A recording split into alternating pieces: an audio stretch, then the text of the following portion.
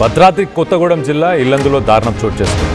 భర్త వేధింపులు తాళలేక వివాహిత బలవన్మరణానికి పాల్పడింది. పెళ్ళైన 6 నెలలకే కానరాని లోకాలకి కమటం అంజలిని లచ్చగూడెంలోని ఇంట్లోనే బంధించాడు భర్త సాయి కుమార్. సీసీ కెమెరాలు ఏర్పాటు చేసి మరి హైదరాబాద్ నుంచి భార్యపై నిఘాను పెట్టాడు.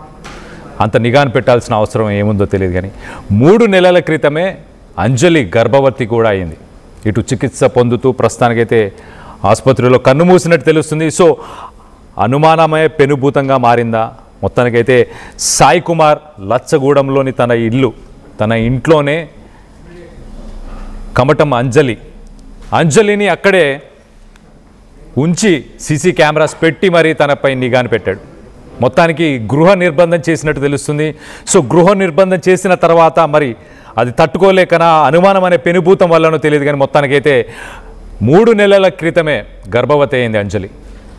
గర్భవతిగా ఉన్న తను మొత్తానికైతే ఇటు చికిత్స పొందుతూ ఆసుపత్రిలో కన్నుమూసింది.